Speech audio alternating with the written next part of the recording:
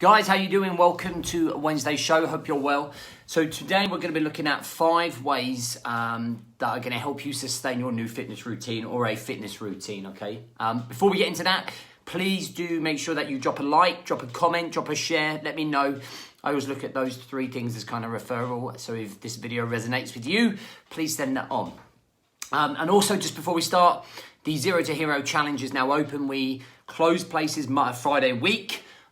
We've already taken on a number of guys coming to do this challenge. Get yourself fit, build structure, learn to plan, control the distractions. Lots of good stuff that's going to be in this coaching challenge. This program is like a premium coaching program. You're going to be working closely with me online to get the results you're looking for. All right, guys. So 5 ways to stay sustainable for your fitness journey. So the first one that I think is really important is to create micro goals. Now, goals are great. So over a period of 12 weeks, they are absolutely brilliant. But 12 weeks is a long time to achieve a goal. It's a long time without having any micro goals that are in between to reach. Now, I always use fat loss or weight loss, if you like, as an example. So if you are wanting to lose, let's say, 2 stone in that 12-week period that you've kind of set yourself, my goal is to lose 2 stone. In between that time, we have to break that down. So we have micro goals, micro targets that we're aiming for. So after the first month, we're going to lose so much weight. After the second month, we're going to lose so much weight. And then after the third month, which will be the end of your 12 weeks, you meet your target. And you can do that by breaking that even down to weekly targets. So at the end of each week, you might weigh in, you might take a before and you might take an after picture, and you might do that for 12 weeks. And that's quite a nice way to see progression. It's quite a nice way to keep you motivated. And sustainability usually comes from motivation.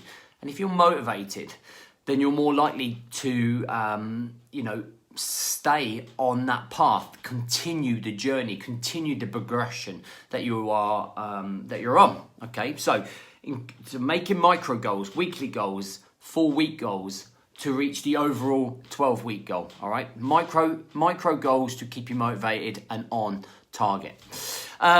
So you can publicly hold yourself accountable as well as privately. When you tell everybody what you're going to do, and you kind of put it up on Instagram or Facebook, or you put it in your group that you're doing, it kind of gives you another edge of accountability because you said that you were going to do this in front of everyone. And if you don't, you're going to turn out like a dick, as my mentor would say to me. Okay? If you give it all the big in saying, this is how much I'm going to lose, I'm going to change my life, I'm going to do this, and then all your friends say it, you kind of feel obliged that you have to back yourself up. Okay, you're kind of putting yourself on the line, as I'd like to say. Putting yourself on the line means, action, means consistency, means sustainability. Accountability is huge, okay? Being honest with yourself, being aware of yourself, being aware of the actions that you're taking, it really just makes you keeps you in touch with your journey, if you like. So holding yourself publicly accountable is a big winner for sustainability. Number 3, don't burn out on the journey. So many people that start a fitness routine or journey, they burn out in the first week or 2 because you are so overexcited, you are so pumped, you're into beast mode, you're on it, you're excited, it's new, and then bang, after 2 weeks, the novelty has worn off, okay? And because the novelty is worn off, you've burnt out in terms of your enthusiasm, and you've gone all in and you've crushed and burned. So the key is not to be all in, all right? The key is to be little and often, continuously. Progress nice and slow. Get your head around it. Don't be like a hyperactive Jack Russell jumping up and down. Just be calm. Think about this as a lifestyle change. So you're changing for life. You're not just changing for 12 weeks. You're doing this for the rest of your life. So you don't need to burn yourself out, okay, and quit and stop the routine. To be sustainable, we must be little and often with our routines, patterns, and habits.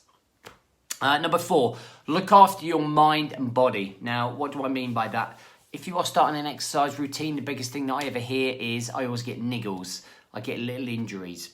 And I believe, whether you're saying that or not, is that you're not warming up enough, you're not cooling down enough, you're not doing enough mobility, you're not doing enough foam rolling.